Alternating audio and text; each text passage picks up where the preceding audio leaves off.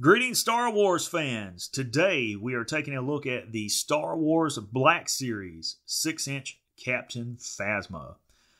This is a really nice figure and one of, if not the most sought after in the 6-inch Black Series line. And I just opened this figure to do this review. I haven't previously taken it out of the box. If you have this figure and you haven't removed it, one of the wonderful things you're going to find out is how difficult it is to take her out of that bubble tray, simply because her cape goes through a slit in the back and sits behind the tray itself while it's in the box. So it's a pain in the butt to take out of there, honestly. But it's a really nice figure. You can see that the packaging is the standard box packaging for the Black Series.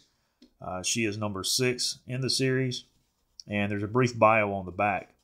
Now, let me say something about this figure. This is a re-release. They are currently releasing this in the same assortment as Han Solo and Jango Fett. And I think that's a very good idea because a lot of people wanted this figure.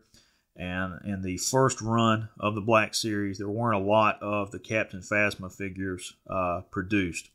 So now's your opportunity to get this figure at a substantially lower cost than what you would have paid a few months back. I think even on eBay and Amazon, the prices have dropped simply because sellers recognize that the figure is more available now than it was then.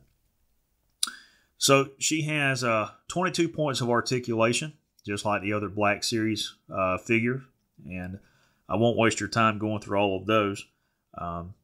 But I do want to take a look at some of the details. And you can see that she has this chrome armor, which is unique to her in the film. And it looks really nicely done. I mean, right down to her blaster rifle. It being chrome itself with some black accents on her boots in addition to her body glove. You can see that her cape is plastic. And the reason that they went with a plastic cape instead of a cloth cape is the fact that in the film you see her wearing it pretty much the same manner that you see it displayed here on the figure. She just has this particular way that she carries herself when she walks and how it's draped over one shoulder like that. And they wanted to give that same appearance to the action figure, and that's why they went with a molded plastic rather than a cloth design. Personally, I feel like she was one of the most anticipated characters in The Force Awakens and greatly underused. There were a few lines, particularly there at the end on Starkiller base, scene where between her and Finn, that could have been more thought out and well done. You know, Captain Phasma doesn't strike me as the type of woman that's going to just stand there when someone has a gun to her head and comply with what they want. She would have turned around and elbowed them in the face and, you know, fought to the death. I mean, come on, this is Gwendolyn Christie. We're talking about Game of Thrones here. I mean, she's not going to just go down without a fight. It's my understanding she's going to have a larger role in Episode 8.